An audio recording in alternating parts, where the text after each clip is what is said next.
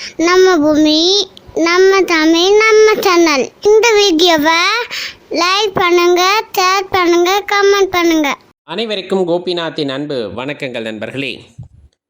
வீட்டில் ஒரு இடத்துல கண்டிப்பாக பூஜை அறை இருக்கணும் அப்படின்ட்டு நமக்கு சொல்லி வளர்த்துருப்பாங்க. நம்ம வீடு கட்டும்போதும் கூட ஒரு சின்ன இடத்த இறைவனுக்காக கொடுப்போம்.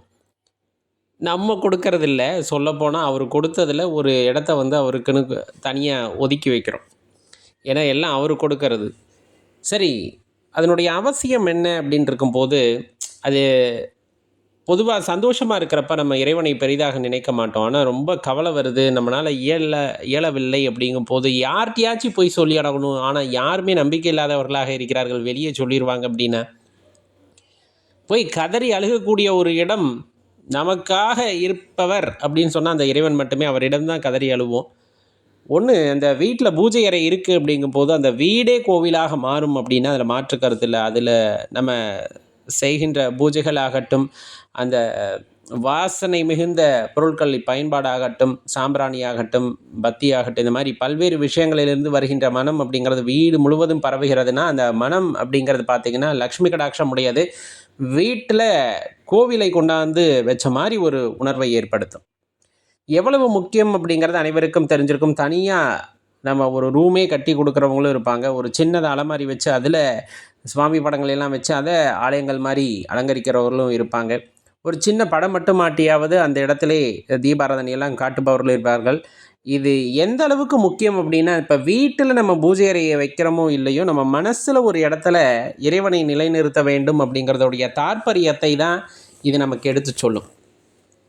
அப்போ ரொம்ப முக்கியமானது பூஜை அறையில் பார்த்தீங்கன்னா வாசனை மிகுந்த மலர்கள் பயன்பாடு, வாசனை பொருட்கள் பயன்பாடு, இந்த மாதிரி நிறையத்தை பயன்படுத்தும் போது லக்ஷ்மி கடாட்சம் உண்டாகும்னு சொல்கிற மாதிரி மனதிலே ஒரு இடத்தில் இறைவனை நிலைநிறுத்துகிறீர்கள் அப்படின்னா அவ்விடத்திலே அந்த வாசனை மலர்களாகட்டும், பூஜை பொருட்கள் ஆகட்டும், எது அப்படின்னா அன்பு அப்படிங்கிற ஒரு விஷயம், நேர்மை அப்படிங்கிற ஒரு விஷயம், சத்தியம் அப்படிங்கிற ஒரு விஷயம், இது இருக்குது. அப்படிங்கிற பட்சத்தில் வீடு எப்படி கோவிலாக மாறுகிறதோ அதே போல் மனதிலே அன்பு, பக்தி இதெல்லாம் இருக்குது அப்படிங்கும் போது அந்த உள்ளம் கோவிலாக மாறும் அப்படின்னா அதில் நீங்கள் சந்தேகமே கொள்ள வேண்டாம். கண்டிப்பாக அது கோவிலாக மாறும்.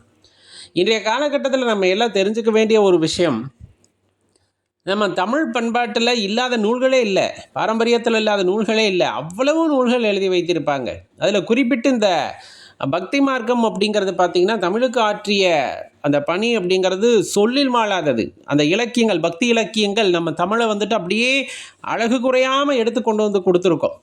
நம்ம எல்லாம் அதை பட்டியலிட்டு தான் சொல்லுவோம். இத்தனை இருக்கிறது, 12 திருமுறைகள் இருக்குது, ஆழ்வார்கள் பாடிய பாசுரம் இருக்குது, இதெல்லாம் இருக்குதுன்னு பட்டியல் மட்டும்தான் படிக்கிறோமே தவிர அதில் ஒரு பாடலையாவது அல்லது ஒரு புத்தகத்தையாவது நாம் படித்திருக்கிறோமா அப்படிங்கிற ஒரு பெரிய கேள்வியை நமக்குள்ளே கேட்டு பாருங்கள்.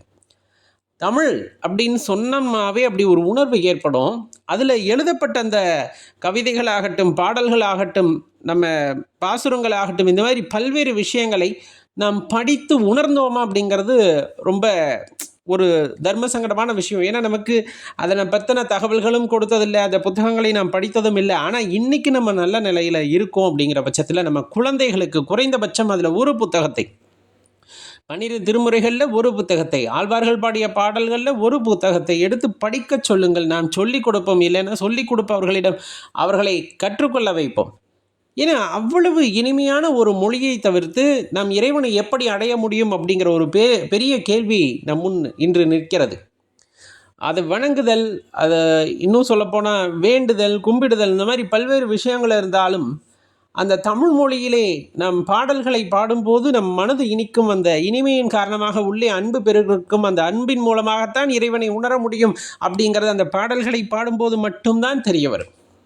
12 திருமுறைகளில் உங்களுக்கு தேவாரம் பிடித்திருக்கலாம், திருவாசகம் பிடித்திருக்கலாம், திருமந்திரம் பிடித்திருக்கலாம், எது வேணாலும் இருக்கட்டும். நமக்கு என்ன பிடித்திருக்கிறதோ அதை எடுத்து படிப்போம். அதுதான் நம்மளுடைய தர்மத்தில் கொடுக்கப்பட்ட பெரிய வாய்ப்பு. ஏன்னா ஒரு சில விஷயங்களை மட்டும் எடுத்துக்கொண்டு போ அப்படிங்கல, உனக்கு என்ன பிடிச்சிருக்கோ அதை எடுத்துப்போ, இறைவனை அடைந்து விடலாம், இறைவனை உணர்ந்து விடலாம் அப்படிங்கிற அந்த பெரிய தாற்பயத்தை கொண்டது நமது சமயம். அப்போ அதை பின்பற்றி போகும்போது அதை நம்ம குழந்தைகளுக்கு எடுத்து சொல்லும் பொழுது, ஏன்னா நீங்கள் எதுவுமே சொல்லிக் கொடுக்கலன்னா இந்த சமுதாயம் கண்டதெல்லாம் சொல்லிக் கொடுக்கும். தெளிவாக தெரிஞ்சுக்கங்க. நம்ம குழந்தைகளுக்கு நல்லதை சொல்லிக் கொடுக்கவில்லை, இதையெல்லாம் படி, இதையெல்லாம் எடுத்துக்கொண்டு நீங்கள் சொல்லிக் கொடுக்காம விட்டுட்டீங்க அப்படின்னா இந்த சமுதாயம் அவர்களுக்கு எதையெல்லாம் தேவையில்லையோ அதையெல்லாம் மனதிலே புகுத்தி அந்த ஆன்மாவை அசுத்தப்படுத்துவதிலே பெரிய குறிக்கோளாக இருந்து கொண்டிருக்கும் அப்படிங்கிறத தெரிஞ்சுக்குங்க. சமுதாயம் அப்படின்னா கெட்டதெல்லாம் பார்க்க வேண்டாம். ஒரு சிலர் அந்த மனதிற்குள்ளே விஷத்தை திணிக்கிறதுக்கு முயற்சிக்கலாம். அவ்வாறு இடம் கொடுக்காமல் குழந்தைகள் மனதிலே நல்ல விஷயங்களை பதிய வைத்து விட்டோம் என்றால் கண்டிப்பாக அது உங்கள் குழந்தைகளை வாழ்க்கையிலே ஒரு பெரிய இடத்திலே கொண்டு போய் நிறுத்தும் அப்படின்னா அதில் மாற்று கருத்து இல்லை. இதில் உடன்பட்டீர்கள் அப்படின்னா இதை ஒரு லைக் பண்ணிவிட்டு உங்கள் நண்பர்களோடையும் பகிர்ந்துக்குங்க. நன்றி, வணக்கம்.